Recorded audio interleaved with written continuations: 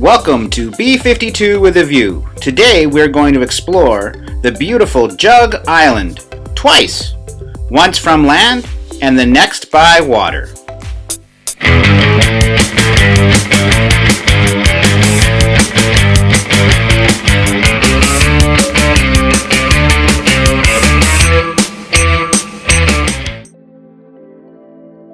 Jug Island is a moderate hike that is easily reached by car. The pay parking at the Belcarra Municipal Park is very busy in the summer months, so I recommend you get there before 8:30 a.m. on the weekends, or you can take the 182 bus that drops you off literally at the trailhead.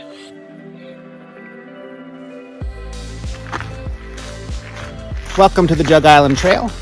Before we get started, as always, we want to recognize and acknowledge that we are hiking on the Tsleil-Waututh Nation's land. So I am humbled by this opportunity.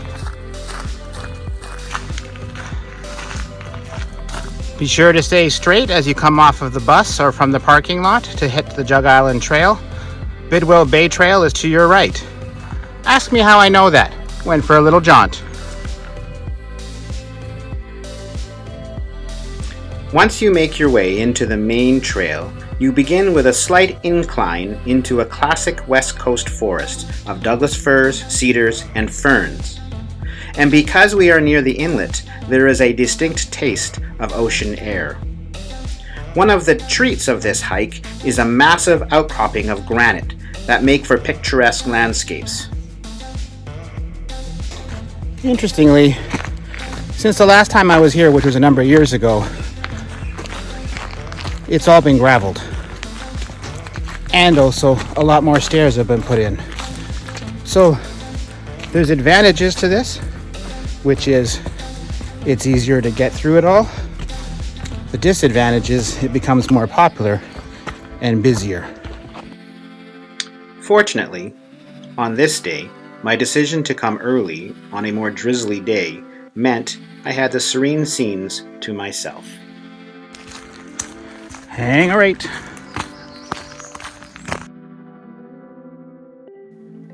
Once you get off the gravel trail, it's time to hike the incline. So you begin your journey up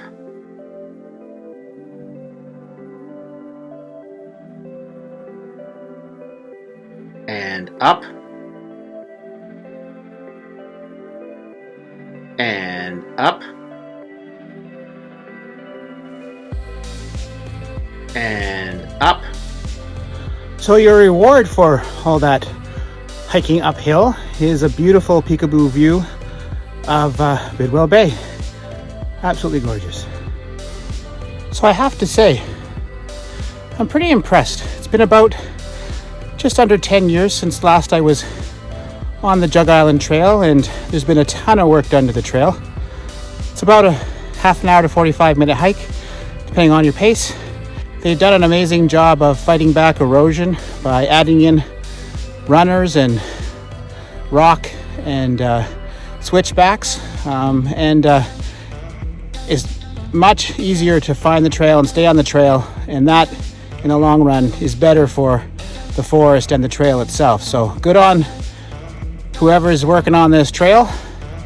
I'm gonna guess it's a municipal park or provincial park, so good on parks boards. The reward for your morning's efforts is a beautiful inlet beach with Jug Island as the backdrop. Now most people finish their hike here at the beach, but if the tides are in your favor, I would suggest continuing on down the rocky beach to the east until you locate the freshwater fountain pond. As an aside, don't drink this water, as the tide brings salt into the mix. And just a little farther is this interesting rock formation, with a really cool perspective of both Jug Island and the Indian Arm in the distance. So with the drizzle coming down and Jug Island in the background, I'd say it's time for a B52. Cheers to you. B52 with a view here at Jug Island.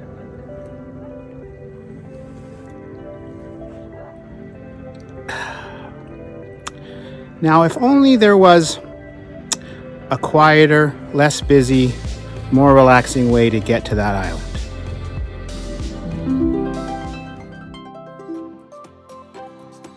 Launching a kayak from Deep Cove may just be that more relaxing way. However, on this day, quieter wasn't in the cards at the beginning of our paddle.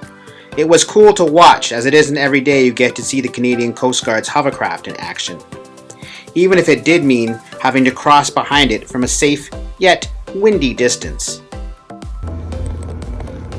Well, now that the hovercraft has taken off and left us here, we're left with extremely calm waters here in the inlet. A rare morning of flat water and limited water traffic, so we're actually cutting right across the inlet straight over to Jug Island, so it should only take us about half an hour to 45 minutes to get there.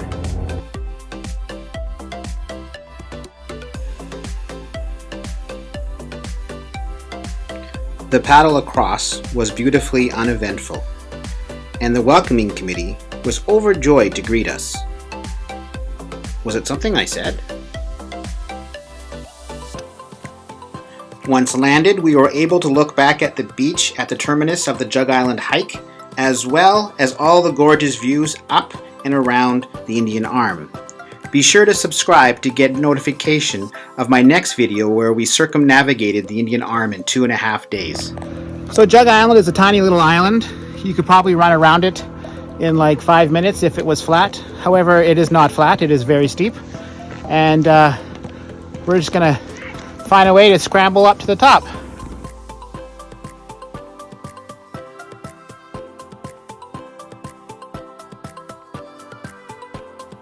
After a quick scramble, we found ourselves atop the island.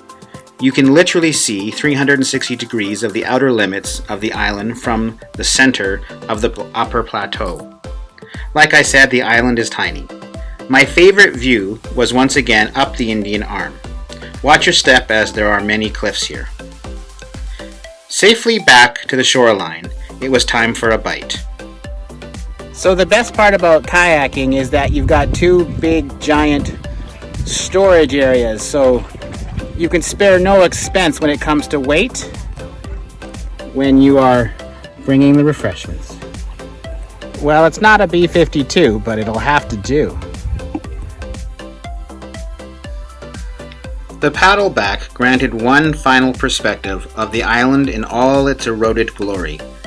We took the west shoreline route back to Deep Cove, which I will not show here out of respect for the property owners. We arrived back with plenty of time for a quick stop at the Deep Cove breweries for lunch.